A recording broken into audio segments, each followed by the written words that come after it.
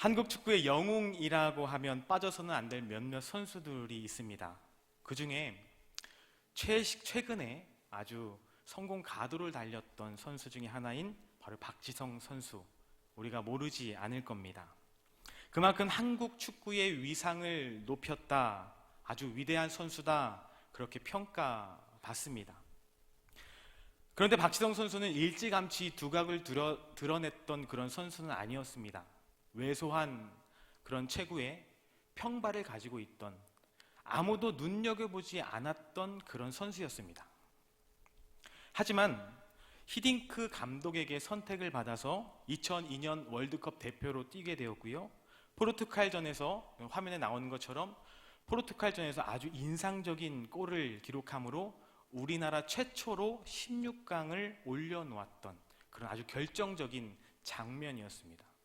이후로 이 박지성 선수는 네덜란드로 유럽으로 넘어가게 돼서 명문 구단 맨체스터 유나이티드라는 영국의 아주 유명한 구단으로 이적을 하게 되어서 부와 명예를 아주 얻었던 그런 선수였습니다. 그리고 계속해서 그의 커리어에 아주 큰 역사를 써 내려갔습니다.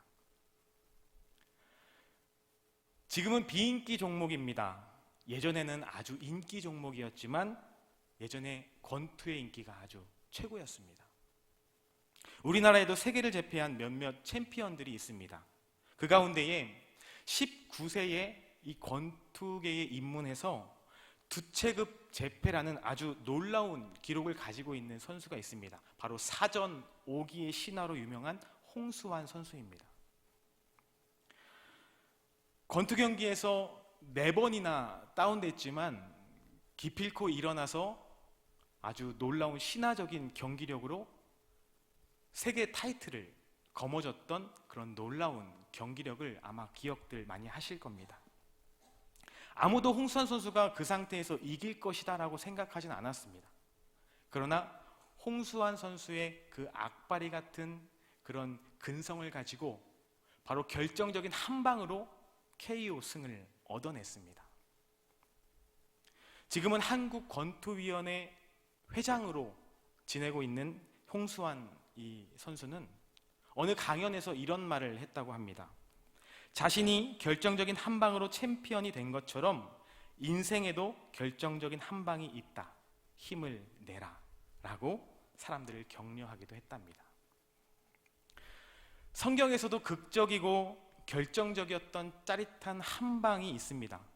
바로 우리가 잘 알다시피 바로 소년 다윗, 그리고 골리앗을 무너뜨린 그 결정적인 장면입니다. 도저히 쓰러뜨릴 수 없을 것만도 같았던 그 거인 골리앗을 다윗은 물맷돌만을 가지고 결정적인 한 방으로 골리앗을 무너뜨렸습니다. 작지만 최고의 한 방이었습니다. 그뿐만 아니라 신앙의 고백으로 인생을 바꾸고 영혼을 구원하는 결정적인 한 방을 보여주는 여러 가지 사건이 성경 속에 기록되어 있지만 하나만 예로 들어보면 예수님과 함께 십자가에 달렸던 죄인들 여러분 기억하실 겁니다. 좌편과 우편에 함께 십자가에 달렸던 그 죄인들입니다. 당시 최고로 잔인한 십자가형에 처해질 만큼 아주 잔혹한 큰 범죄를 저지른 죄인이었지만 한 명은 예수님을 향한 진정한 고백으로 영원한 생명을 얻게 되는 은혜를 얻게 되었습니다. 그의 고백은 자신의 영혼을 구원해낸 그 사건이야말로 그에게 있어서 아주 최고의 한 방이 아닐까 그런 생각이 듭니다. 이렇게 어떤 상황과 위기 가운데에 결정적인 한 방으로 승리의 기쁨을 맛보게 되는 경우들이 종종 있습니다. 그런데 꼭 이와 같은 긍정적인 결과를 얻는 한 방만은 있는 것은 아닙니다. 오늘 말씀해 보니 우리가 잘 알고 있는 모세는 아주 결정적인 2방을 날림으로 인해서 그동안의 노력과 수고가 물거품이 되어버리는 결과를 낳게 되었습니다. 오늘 성경 본문으로 들어가기 전에 이 모세, 성경에서 말하는 모세는 어떤 성품을 가진 인물인지, 어떤 사람이었는지 성경이 기록하는 몇 가지의 사건으로 모세가 어떤 인물인지 한번 살펴보도록 하겠습니다. 첫 번째, 모세는 정의로운 사람이었습니다. 출애굽기 2장 11절 12절 말씀에 보면 모세의 정의로움을 엿볼 수 있는 사건이 기록되어 있습니다. 우리도 잘 알고 있듯이 모세는 히브리 사람이었습니다. 그런데 하마터면 비극적인 그의 인생이 끝날 뻔했던 그의 인생이 하나님의 은혜가 개입됨으로 인해서 애굽의 왕자로 살아가게 되었습니다. 그러던 중 자신의 민족인 히브리 사람이 구타당하고 있는 상황을 발견하게 되죠. 그 상황 속에서 모세는 가만히 있을 수 없었습니다. 애굽인에게 폭행당하고 있는 히브리 자기 민족 동포를 그냥 두지 않고 정의감에 불타오르는 모세는 애굽 사람을 쳐서 죽이게 되었죠. 이로써 모세는 정의로운 사람이었다, 평할 수 있는 것입니다. 두 번째는 모세는 겸손한 사람이었습니다. 출애굽기 3장 4장 말씀을 살펴보면 하나님께서 출애굽을 위해서 모세를 부르시는 장면이 기록되어 있습니다. 하나님께서 모세를 바로에게 보내시려고 할 때 모세는 변명을 합니다. 이렇게 변명을 합니다. 하나님, 저는 별 볼 일 없는 사람입니다. 저는 말도 잘 못하고 하나님의 계획을 이룰 만한 그런 큰 인물이 되지 못합니다. 저 말고 그 일을 이룰 만한, 보낼 만한 사람을 보내주세요. 이렇게 고백합니다. 모세의 변명은 겸손한 마음의 고백이었습니다. 비록 40년 동안 미디안 광야에서 도망자로 살았던 모세였지만 애굽이라는 최강 대국의 왕자로 살면서 그의 합당한 교육과 그의 합당한 생활을 했을 그였지만, 엄청난 권위를 당연하다는 듯이 살아왔었던 그였지만 자신의 모자람을 아무렇지도 않게 말할 수 있다는 것은 그의 품성이, 그의 성품이 겸손하다는 것을 증거할 수 있는 것입니다. 세 번째는 다른 여러 가지 모세의 품성을 찾아볼 수는 있겠지만 우리가 그래도 잘 알고 있는 대표적인 품성입니다. 바로 온유함입니다. 모세는 온유한 사람이었습니다. 민수기 12장 3절 말씀해 보니까 이 사람 모세는 온유함이 지면의 모든 사람보다 더하더라 기록하여 말씀하고 있습니다. 또한 민수기 12장 8절 말씀에서 말씀하시기를 그와는 내가 대면하여 명백히 말하고 은밀한 말로 하지 아니하며 그는 또 여호와의 형상을 보거늘 너희가 어찌하여 내 종 모세 비방하기를 두려워하지 아니하느냐라고 말씀하고 있습니다. 곧 모세는 이 땅에 살아가고 있는 사람들 그 누구보다 온유한 성품을 지녔고 유일하게 하나님의 얼굴을 맞대고 있었던 선지자라고 말할 수 있습니다. 그런데 이 말을 누가 모세에게 했을까요? 바로 하나님이 했던 겁니다. 하나님이 모세를 보고 평가하신 즉 이렇게 온유함이 더했다. 하나님이 보시고 좋아했던 그런 모세의 모습입니다. 하지만 이토록 위대하고 성품이 좋았던 하나님의 사람이었던 모세는 결국엔 약속의 땅, 가나안 땅으로 들어가지 못하는 결과를 낳게 되었습니다. 그런데 그렇다고 해서 하나님께서 모세를 버리신 것은 아닙니다. 모세는 단 한 번의 실수로 인해서 젖과 꿀이 흐르는 하나님께서 약속하신 그 가나안 땅을 밟아보지도 못하고 먼 발치에서 바라보기만 하고 죽음을 맞이해야만 했습니다. 무엇이 문제였을까요? 오늘 이 이야기를 나누어 보려고 합니다. 완벽한 하나님의 사람이라고 생각한 모세가 어떤 결정적 실수를 했기에 하나님께서 그토록 실망을 하셨는지, 도대체 무슨 잘못이기에 약속받았던 그 땅을 밟아보지도 못하고 먼 발치에서 죽음을 기다릴 수밖에 없었는지, 이것에 대해서 깨닫는 것이 오늘 하나님의 사람으로 살아가는 우리에게 아주 귀한 영적인 도전이 되리라 확신합니다. 그럼 오늘 본문 말씀을 함께 살펴보겠습니다. 지금 이스라엘 백성들은 광야에서 약 40년을 보내고 있습니다. 그리고 광야 안에 있는 가데스라고 있는 지역에 이 이스라엘 백성들이 모여 있는 것입니다. 가데스라는 지역은 굉장히 의미가 있는 장소입니다. 왜냐하면 전에 12명의 정탐꾼을 가나안으로 정탐 보낼 때 보냈던 그 장소가 바로 가데스입니다. 그때 당시에 막 출애굽한 이스라엘 백성들은 이곳에서 곧 가나안으로 들어갈 수 있었지만 정탐꾼들의 불신앙적인 보고와 하나님께 대적함으로 인해서 광야로 40년을 돌게 되었습니다. 하나님께 대적한 출애굽 1세대들이 다 죽고 다음 세대가 일어날 때까지 말이죠. 그리고 지금 다시 그때의 장소, 12명의 정탐꾼을 보냈던 그때의 장소, 가나안을 바로 앞에 두고 있는 그 장소 가데스로 다시 모여 있습니다.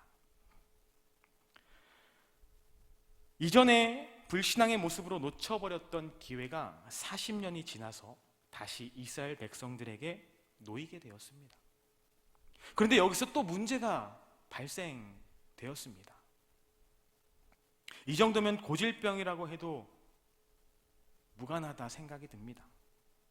이스라엘 백성들이 또 불평과 원망을 쏟아내기 시작했습니다. 그 불평의 이유는 바로 마실 물이 없다는 것입니다.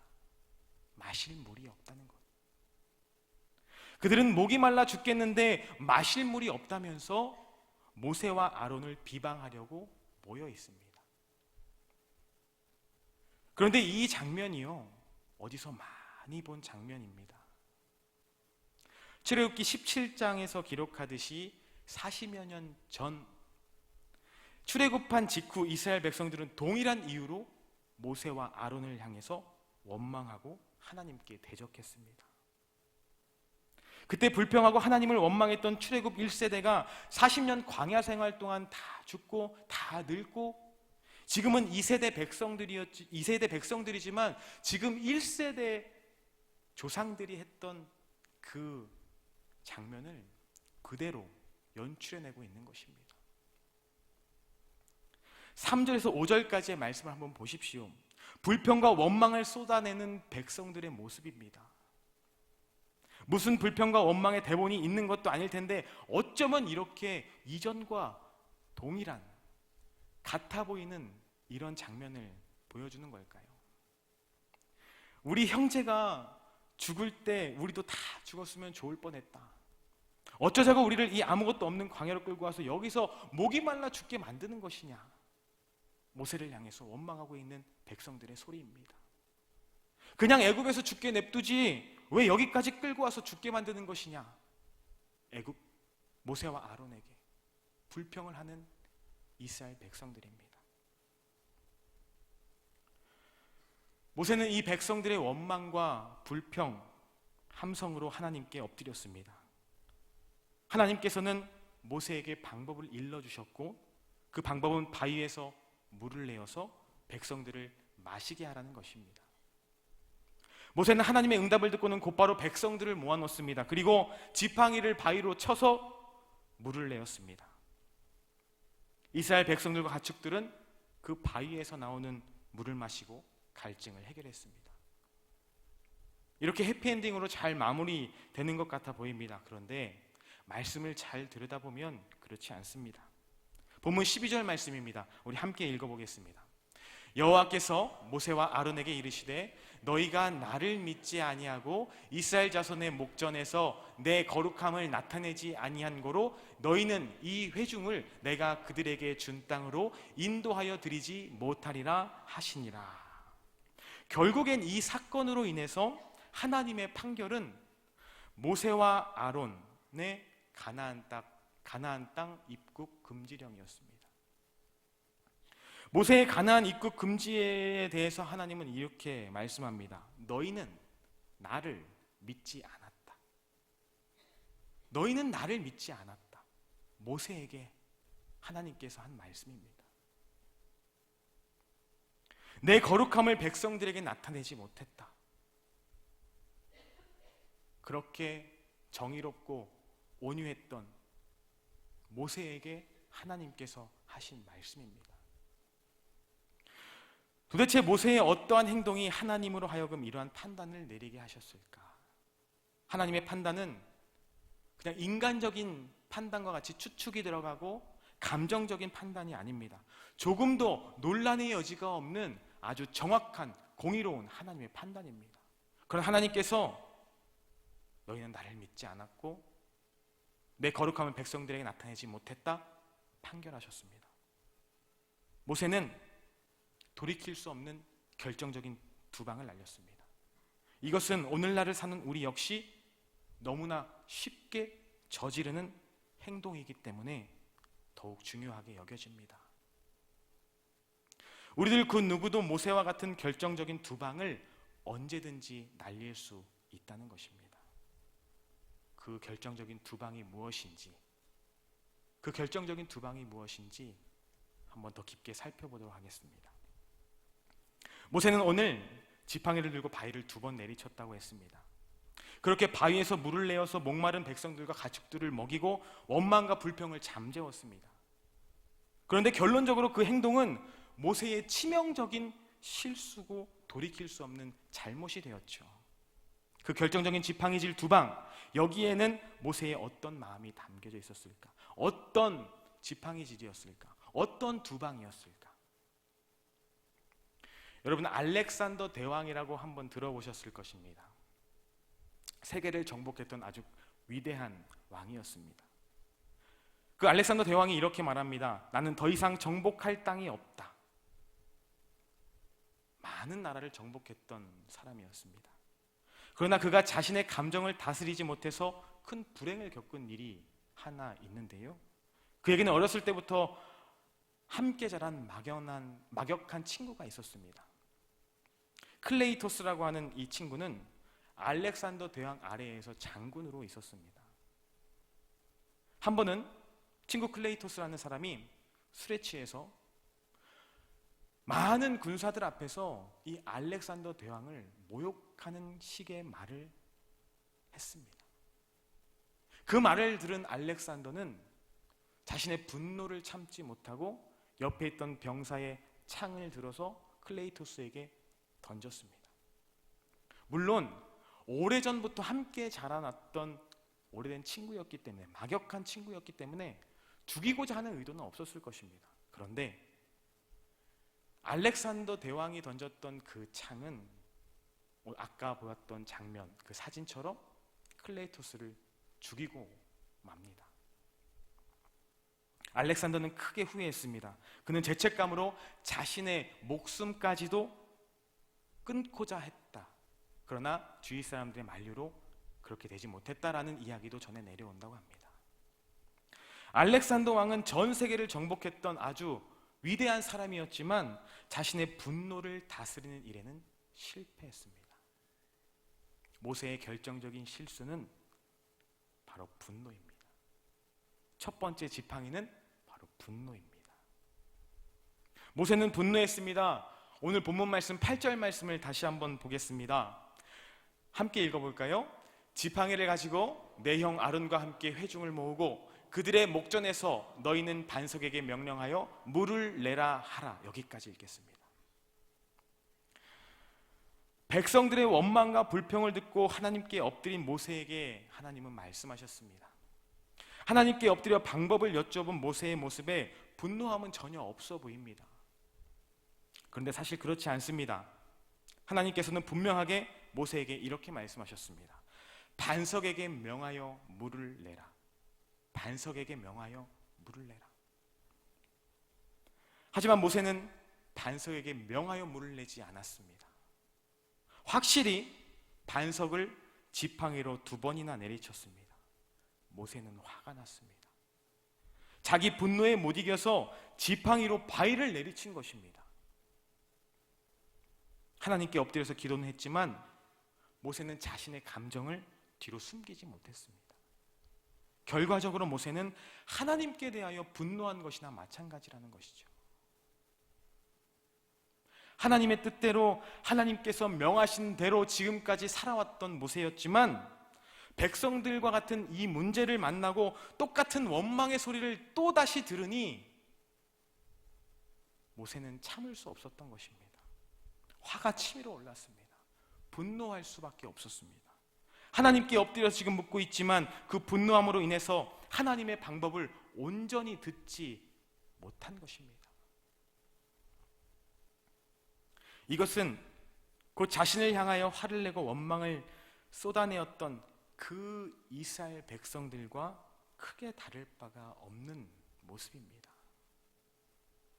온유함이 온 땅의 모든 사람들보다 더하다라는 평가를 받았던 모세였는데 그 모세의 성품은 찾아볼 수 없는 장면입니다.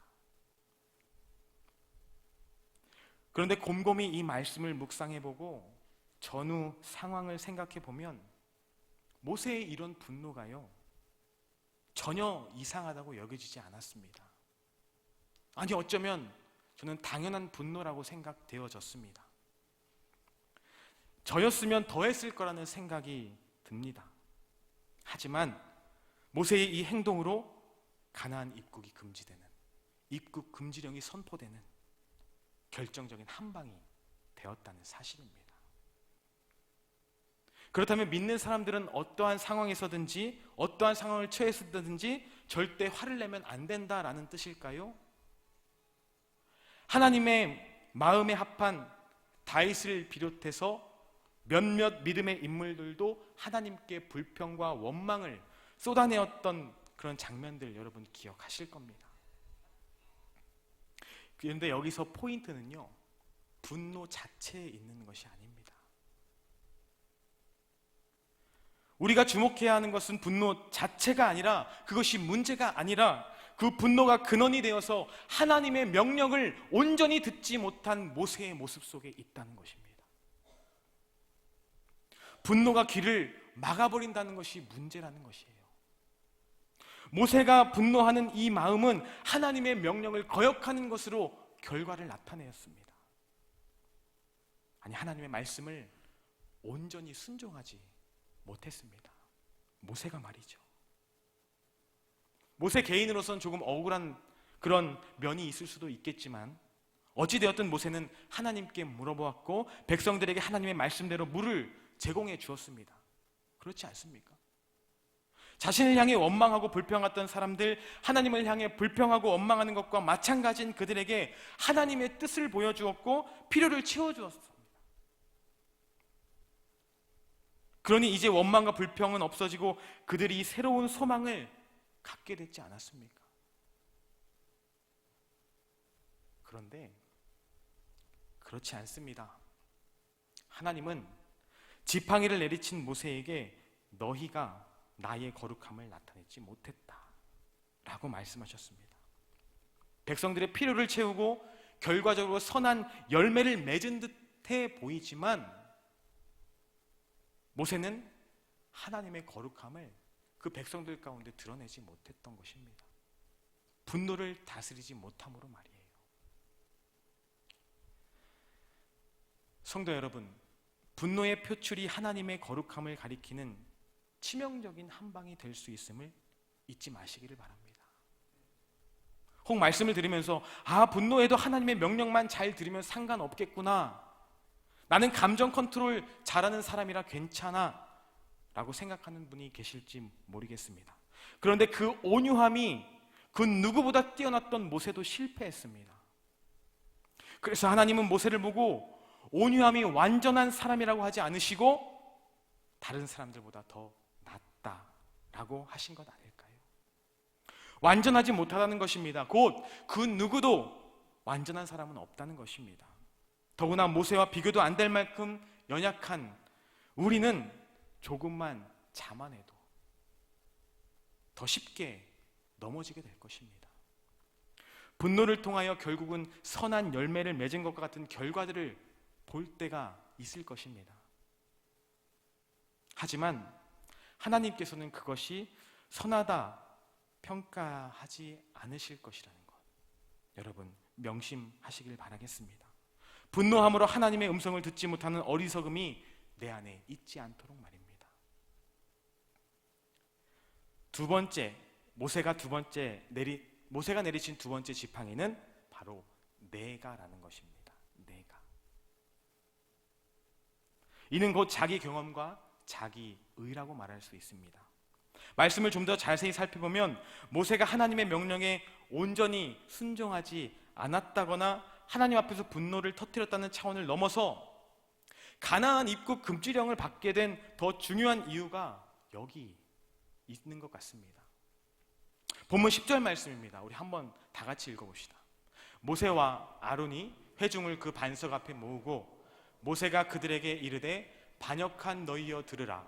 우리가 너희를 위하여 이 반석에서 물을 내랴 하고. 이제 모세는 사람들을 바위 앞으로 끌어모았습니다. 그리고는 야, 이 반역자들아, 우리가 이 바위에서 너희들 마실 물을 나오게 하면 되겠니? 그럼 되겠어? 이렇게 말했습니다. 바로 여기에 모세의 결정적인 실수가 나타나는 단어가 있습니다. 바로 우리가라는 단어입니다.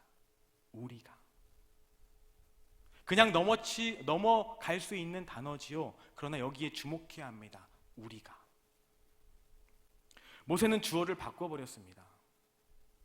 이제 일어날 모든 일에 대해서 주인공을 바꿔버린 겁니다. 모세는 하나님께서 내게 명령했습니다. 하나님께서 능력을 보이셔서 여러분이 마실 물을 내어주셨습니다. 라고 모세는 하나님의 말을 대언했었어야 했습니다.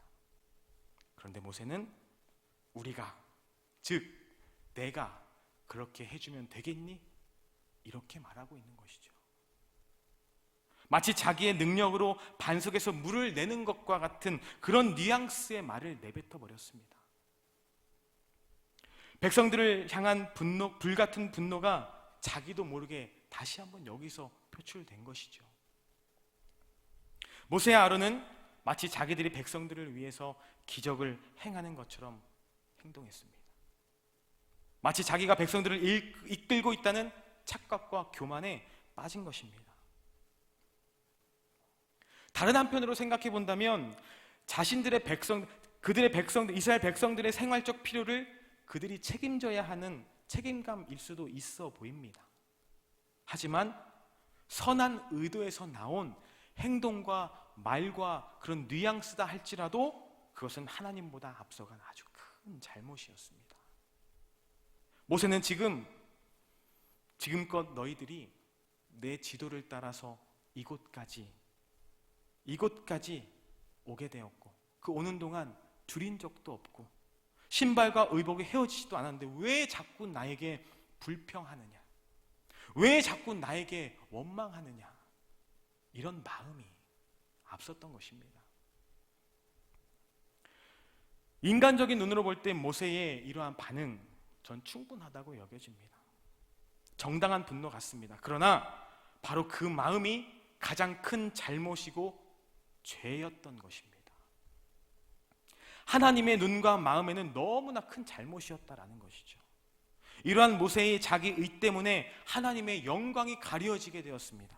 하나님의 거룩함이 나타내지 못하게 되었습니다. 같은 맥락에서 우리가 하나 더 생각해 봐야 할 문제가 있습니다. 하나님은 모세에게 바위를 치라고 말씀하지 않았습니다. 그럼 모세는 왜 무엇을 근거로 바위를 쳤을까요? 모세가 하나님은 말씀하지도 않은 그 행동을 한 근원에는 자기 경험이라는 것이 있었기 때문에 그렇습니다. 자기 경험. 모세는 오래전에 40여 년 전에 거의 같은 상황을 겪었던 적이 있다고 말씀드렸습니다. 르비딤이라는 곳에서 목이 말라서 불평하던 이스라엘 백성들을 위해서 지팡이로 반석을 쳐서 물이 나오게 했던 그 경험입니다. 출애굽기 17장 6절 말씀입니다. 내가 호렙산에 있는 그 반석이 거기서 내 앞에 서리니 너는 그 반석을 치라. 하나님의 말씀, 하나님의 명령대로 반석을 쳐서 물을 내었습니다. 이스라엘 장로들이 본 앞에서 모세는 그대로 행했다라고 그 이후에 계속해서 말씀했습니다. 그런데 이번에는 다르죠. 하나님께서는 분명히 명하여 물을 내라라고 말씀하셨는데 모세는 반석을 2번이나 쳤습니다. 즉 분노함으로 하나님의 명령을 온전히 듣지 못했던 모세는 하나님이 말씀하시는 방법은 건성으로 받아들이고 자신의 이전 경험에 의지해서 행동했다는 것입니다. 이번에도 하나님이 물을 내라고 하셨는데 물이 나오는 방법은 내가 이전에 해봤으니까 잘 알지. 그러면서 반석을 쳤던 모세. 분노 상태에서 아무런 생각이 없이 자신의 이전 경험에 의지해서 확신하며 바위를 내리쳤던 모세였습니다. 이러한 모세와 아론을 보시고 하나님께서 말씀하셨습니다. 너희가 나를 믿지 아니하였다. 자기의 경험을 앞세우고 하나님의 방법에 귀 기울이지 않은 모세와 아론을 하나님께서 꾸짖으셨습니다. 우리가 하나님의 일을 하면서 하나님의 방법과 뜻대로 하려고 하지 않고 자신의 경험이나 자신의 방법을 앞세우는 그 모습은 바로 하나님을 믿지 않는 죄를 범하는 것이라 여겨지는 대목입니다. 이와 같은 믿음은 하나님의 거룩함을 드러내지 못하는 믿음입니다. 오늘 말씀을 통해서 하나님은 분명하게 우리들에게 말씀하고 있습니다. 성도 여러분, 우리의 삶과 신앙을 돌아보면 이러한 경험들이 얼마나 많습니까? 우리가 성도로서 하나님 앞에 나와 기도한다고 행동은 하지만, 기도한다고 무릎은 꿇지만 우리의 기도가 감정과 기분에 따라서 내가 원하는 뜻에 따라 흘러갈 때가 얼마나 많은지 모르겠습니다. 하나님은 우리의 기도에 응답하시고 그 뜻과 방법을 알려주시는데 우리는 우리의 감정에 따라서 우리의 인간적인 경험에 따라서 내가 원하는 방법과 방향을 선택하고 있는 것은 아닙니까? 오늘 한 주도 말씀대로 살아가고 결단은 합니다. 내가 그렇게 살겠습니다. 그러나 우리는 나의 감정에 따라서 움직이고 판단하며 결정짓고 있지는 않습니까? 하나님의 말씀보다 내 경험과 나의 의에 의해서 앞서가고 있는 우리의 인생은 아닙니까? 잘된 일은 내가 한 것이고 조금만 잘못된, 조금만 어려운 일, 조금만 작은 시련이 나에게만 오면 왜 하나님은 나에게 이런 어려움을 주십니까? 라고 원망하는 판단과 결과를 하나님께 올려드리고 있지는 않습니까? 오늘 말씀의 결론을 들어가겠습니다. 1990년대에 일요일 밤이라는 프로그램에 TV 인생극장이라는 코너가 있었습니다. 당시 이휘재라는 코미디언이 어떤 선택의 기로에서 그래 결심했어 라는 대사와 함께 두 가지의 이야기가 전개되는 방식이었습니다. 하나의 선택으로 인생이 달라지는 그런 이야기인 셈입니다. 우리는 하나님과 떨어져 살 수 없는 존재입니다. 하나님께서 우리를 그렇게 만드셨습니다.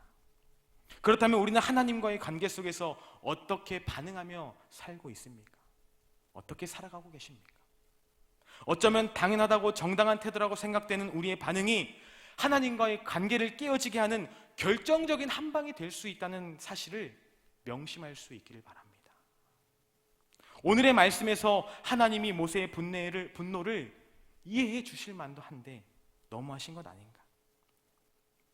그동안의 수고와 그동안의 노력을 보시면서 그냥 모세를 격려해 주면 안 되었을까? 그런 생각이 들 수도 있습니다. 아니면 모세가 그곳에서 반석을 치지만 않았더라면 적과 끓이 흐르는 가나안 땅에 들어가서 그토록 기대했던 가나안 땅에 들어가서 얼마나 아름다운 인생의 한 방을 살지 않았을까? 하지만 여러분 분명히 아셔야 할 것은 하나님께서 모세의 마음을 모르신 것이 아니라 그러한 인간적인 감정으로 인해서 하나님의 뜻이 온전하게 선포되어지지 못한 것을 하나님은 꾸짖으신 것입니다. 지금까지 인도하시고 채우시고 역사하신 하나님의 이름을 인간의 감정에 의해서, 우리의 잠깐의 판단에 의해서 하나님의 뜻이 온전히 선포되어지지 못하고 마치 자기 일인 것처럼 자기의 경험에 의지한 채 멋대로 방법을 바꾸어 버리는 모세와 같이 우리들도 그런 상황에 놓여 있을 수 있지 않습니까? 오늘날 모세의 그 지팡이는 우리의 손에 동일하게 쥐어져 있습니다. 부디 이 지팡이가 능력의 지팡이가 되기를 간절히 소망합니다. 모세와 같은 결정적인 실수가 우리 삶에 나타나지 않기를 소망합니다.